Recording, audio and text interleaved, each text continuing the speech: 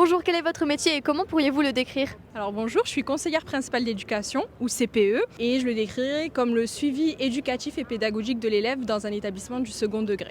Quelles sont les missions principales de votre métier? On peut dire qu'il y a 3 axes dans ce métier-là. Il y a le suivi de l'élève, donc comme j'ai dit éducatif et pédagogique. Il y a le fait qu'on soit conseiller technique du chef d'établissement et après il y a la vie de l'établissement pour veiller à un bon climat scolaire dans l'établissement. Comment se passe une journée type dans votre métier? Alors ce qui est intéressant dans le métier de CPE, c'est que tous les jours c'est différent et tous les jours on a des nouvelles choses à faire, mais en soi c'est vraiment participer à la vie de l'établissement et faire en sorte que les élèves soient bien.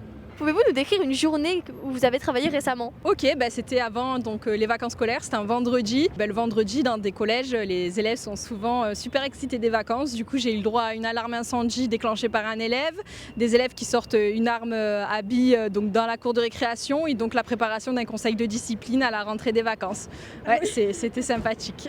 Qu'est-ce qui vous plaît le plus dans ce métier? Ce qui me plaît le plus, c'est le fait que tous les jours c'est différent, qu'on ne s'ennuie pas et qu'on vient vraiment au contact des autres et on aide que ce soit les familles ou les élèves pour une meilleure vie et une réussite qui est individuelle à chacun. Et qu'est-ce qui est le plus difficile ou le moins agréable dans votre métier? Quand les élèves sont éloignés de la culture scolaire, ça peut être compliqué de les raccrocher à la culture scolaire et à comment l'école peut les faire réussir dans la vie.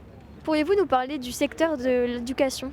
Alors du coup, être CPE, c'est faire partie de l'éducation nationale. Et donc c'est un concours national après un Master 2 qui est très compliqué à avoir. Et après, en fait, à partir du moment où on a le concours, on fait une année de stage. Après, on est titularisé. Dans tous les cas, il y a du travail, c'est bien, mais il faut réussir le concours et c'est difficile. Quel a été votre parcours pour en arriver là? Alors du coup moi j'ai fait un bac scientifique et j'étais un peu perdue dans ma vie. Donc je fais une première année en école d'architecture, j'ai fait animatrice en parallèle et du coup j'ai décidé de m'orienter vers l'éducation. Donc j'ai fait éducatrice spécialisée, j'ai travaillé dans la protection de l'enfance et le handicap. Et à la suite de ça j'ai décidé de reprendre mes études, de faire du coup un master à l'INSPE, donc master MEF, c'est les masters qui sont en lien avec l'éducation nationale du premier degré et le second degré. Et à la fin de mon master 2, donc j'ai passé le concours de CPE. Comment pourriez-vous décrire l'évolution de carrière possible dans ce métier? Alors ce qui est super, c'est qu'en tant que conseiller principal d'éducation, on a des belles opportunités parce qu'après une certaine expérience, on peut par exemple passer le concours de personnel de direction, donc pour faire chef d'établissement. À la suite de ça, on peut même devenir inspecteur et petit à petit monter les échelons dans l'académie. Quel est votre salaire net mensuel ou une fourchette? Alors du coup en année de stage, donc c'est la première année après le master et le concours, on est à peu près à 1008 et après en titularisation on est à 2000, sachant qu'il y a des primes qui se cumulent si on travaille par exemple en REP, en REP+, donc c'est l'éducation prioritaire. Il y a également si on a des postes particuliers, par exemple référent égalité filles-garçons dans les établissements scolaires, donc ça s'appelle des IMP. Et en fin de carrière on peut être à un peu plus de 3000 €, sachant qu'on a les week-ends, les vacances scolaires, donc c'est super.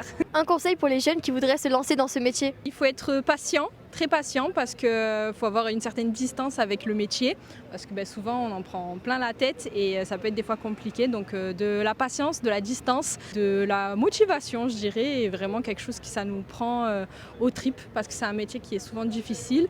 Donc tout ce qui est dans l'éducation, c'est des beaux métiers mais il faut être patient. Quels seraient les autres métiers qui pourraient vous intéresser en lien avec votre métier actuel?